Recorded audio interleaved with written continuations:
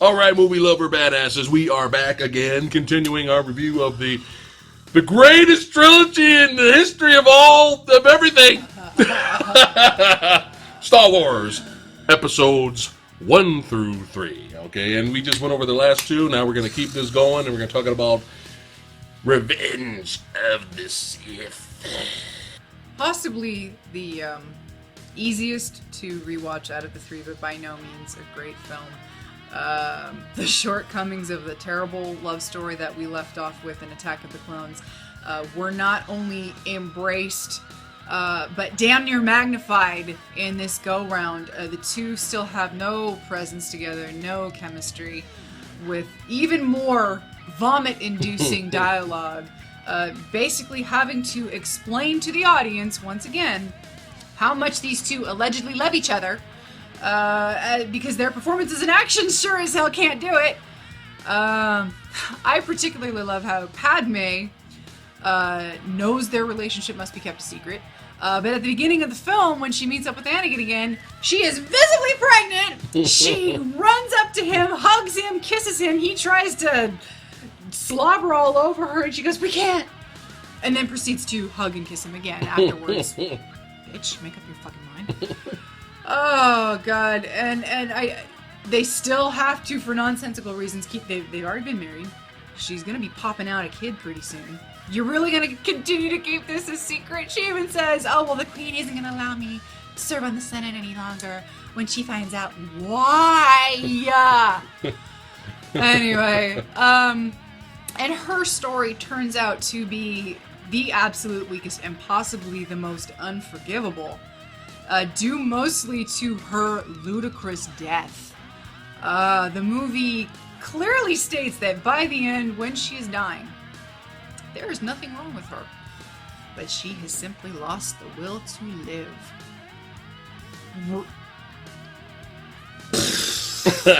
What? She died of a broken heart. Oh. Even though she got children's. She got 2 children's. And usually that's enough for the mother to keep living. Got to take care of her kids, right? No.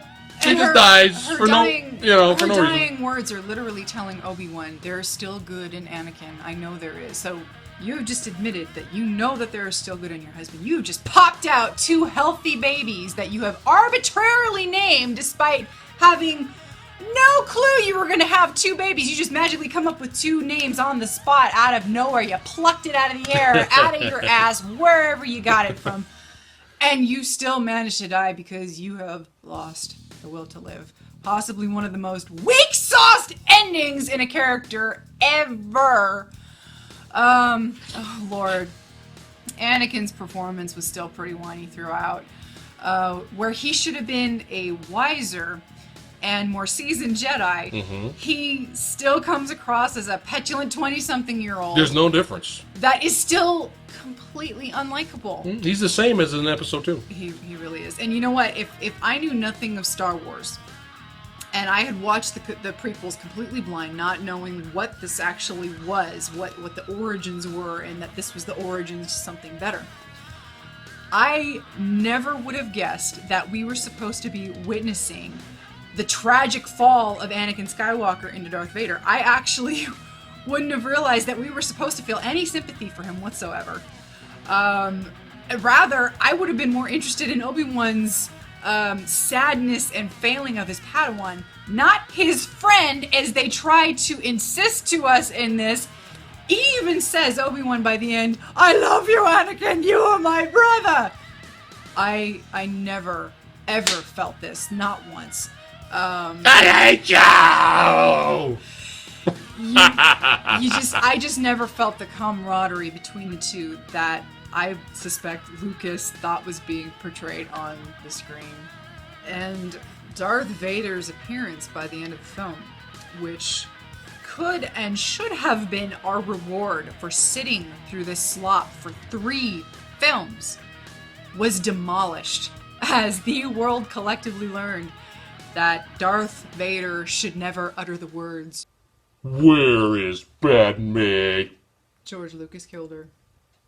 No!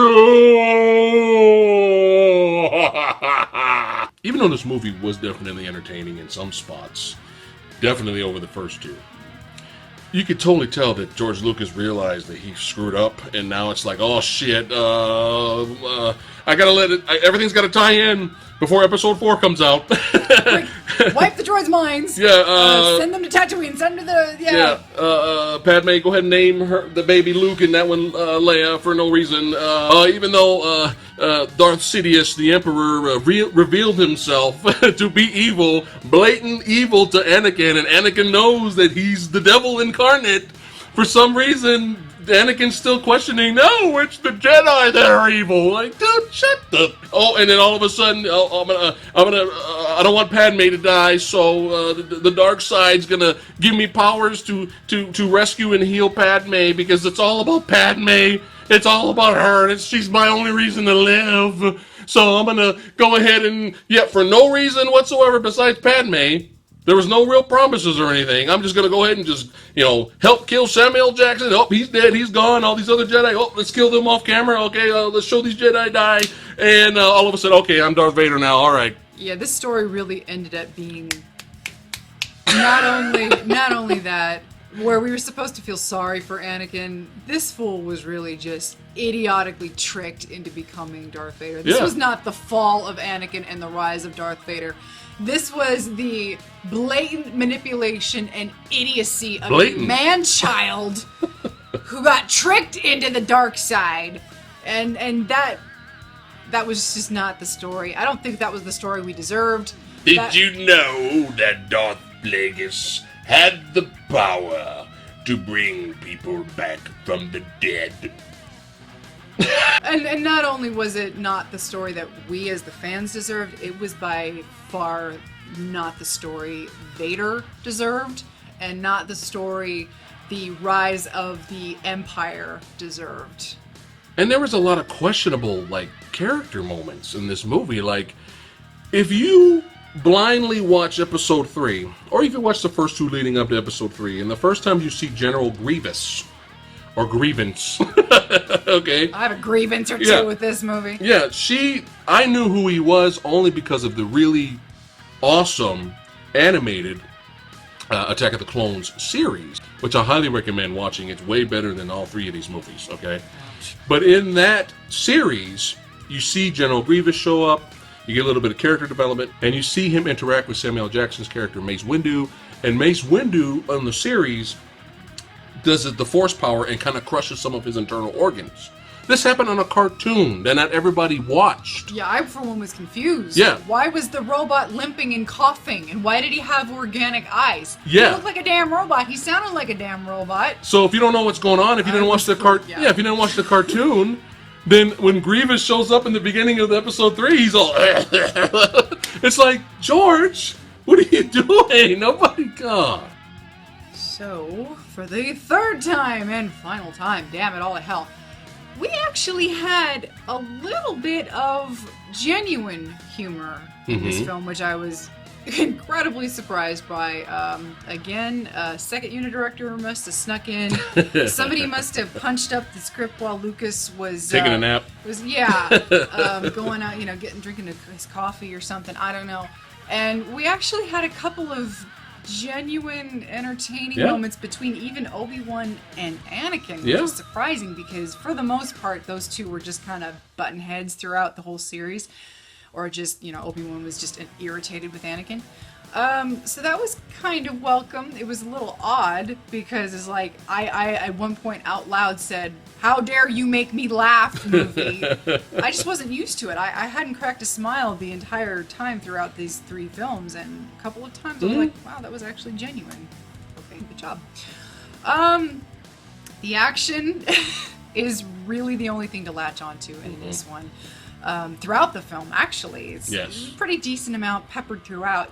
There's a big action set piece at the beginning. You might see it as empty, but at least it's something. As empty and artificial as it all ultimately is, from the opening fight sequence to the finale between Obi-Wan and Anakin, it is literally one of the only scraps we were thrown in this film. And thank God we're back to good fight choreography again.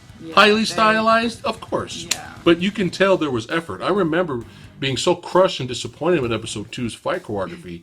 that I remember seeing a little bit of a highlight preview for episode 3 on television, and they showed Ewan McGregor and Hayden Christensen doing their fight scene duel. They were practicing, and they were going at it like they were working their butts off. They were working hard. Yeah, you could tell. And I was just like, yeah.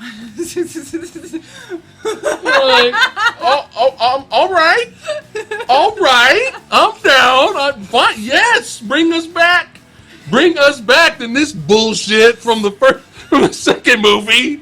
And I was just like, you see them working their ass off, and when you see that, it makes you appreciate things a little bit more. Even though storyline-wise, emotionally, you're not really invested like you are per se in Empire Strikes Back duel or Return of the Jedi duel. Right. You're emotionally invested in those. And those fights aren't really highly stylized, but those fights didn't need to be because you were emotionally involved and invested in those scenes. Yeah. But there's no emotion. We don't really care. But at least you can tell there was effort in the fight choreography. So I can appreciate that. Yeah. And another thing, the emergence of the Emperor. Oh, it's great. Is a welcome sight. Best part. Yes. Darth Sidious is really the best part of this movie. Once again, Ian McDiarmid is a ham, but a delightful ham. And in a trilogy of flat and lifeless wooden performances throughout, we desperately needed his over-the-top displays.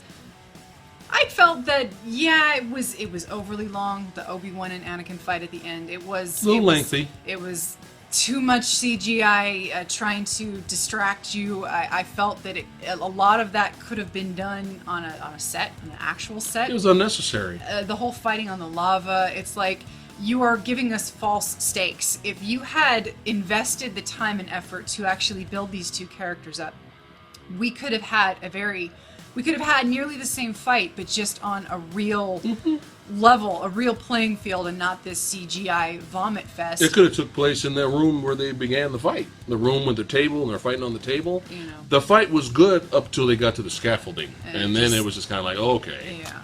And the fight between Yoda and the Emperor was actually pretty entertaining. Yeah, it was fun.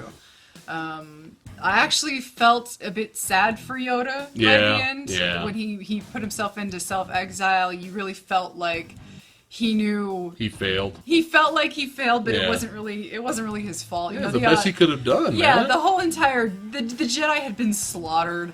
Yeah. You know, that which had thought to have been, bringing balance to the Force had basically tipped the scales in the dark side's favor.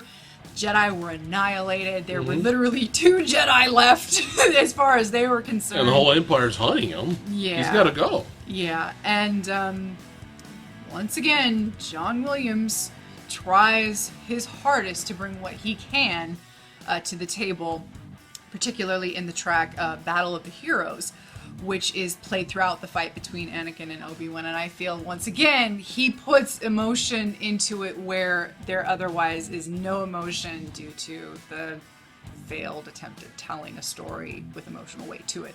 And yet here we have another instance where George Lucas went to get some lunch, and somebody else snuck in and directed a really good scene.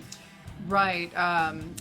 Anakin and Padme are separated from each other. Padme is in her kind of like apartment, whatever you want to call it in Star Wars land, and I believe Anakin's possibly at the Jedi Temple, and they're essentially looking across the city, not realizing that they're looking at each other, but they're clearly, without words and with a really kind of eerie score by Williams,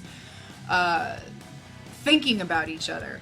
And you can tell Padme is really concerned. She doesn't know what's happening in the Empire itself. She knows that the Republic is failing. She knows that something is wrong with her husband. She's been giving all these warnings about him. And you can see Anakin is looking back towards her vicinity, and you can tell he's thinking about her. He desperately wants to save her. He keeps having dreams that she's going to die in childbirth, and he needs to make a decision on how he's going to save her because he's already lost his mom. And all of that is great. It's a fantastic scene. It does the job. Really good, eerie music. No dialogue. No dialogue needed. Unfortunately, it It is a precursor to one of the dumbest decisions ever made by a man turning to the dark side simply to save his wife. But that is what that is. That aside, the scene is fantastic. Overall, I don't really feel the story needed to be told. However, if we had to do it, there was just so much wasted potential in these prequels. The story of Palpatine's rise to power through manipulation could have been intriguing. Anakin's fall could have been tragic. And in the end, you really only end up caring about Yoda and Obi-Wan, and you really only end up being entertained by Palpatine. Padme was an idiot! She was an idiot for ignoring the warnings about Anakin and his behavior, for instance, killing the Sand People in Attack of the Clones, his unchecked ego, his narcissistic tendencies, killing younglings, killing more children, and his obsession with control. Anakin was a whiny brat, he was a whiny teen, and he was a whiny adult. And the rest was fodder. It was time wasting. There was so much bloated elements to these films that we just didn't need to see. The story was there, but there was just no direct line to it. And with a few rewrites, there could have been an interesting story in there. Unfortunately, it was not to be. My greatest hope is this trilogy becomes the Batman and Robin of the Star Wars franchise. Without the disaster of Batman and Robin, we never would have had the Nolan trilogy. It's true. Warner Brothers would have kept doing what they were doing as long as it made money. We never would have gotten the reboot, and I dare say if we didn't get the Nolan trilogy, we would not get this Batfleck version that we're getting, which I'm actually quite excited to see.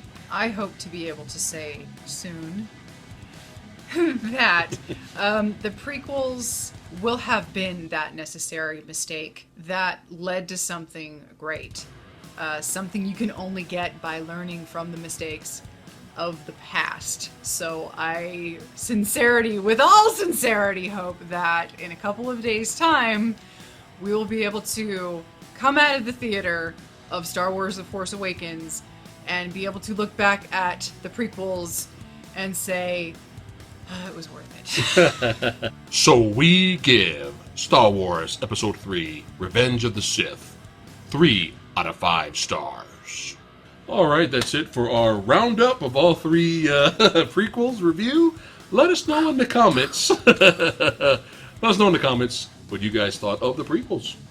We really want to hear what you have to say, what you think about those treasures. And we will be doing our review of Force Awakens. It will be up and ready, hopefully, this weekend. We hope. If we can get a seat. Oh, we got the tickets, baby. Yeah, we'll make it work. But we'll be uploading that this weekend as well of our review of the film. So keep your fingers crossed. Let's do this. Star Wars fans unite. And some Star Trek ones. I go both ways. So until then, may the midichlorians be with you. See you next time.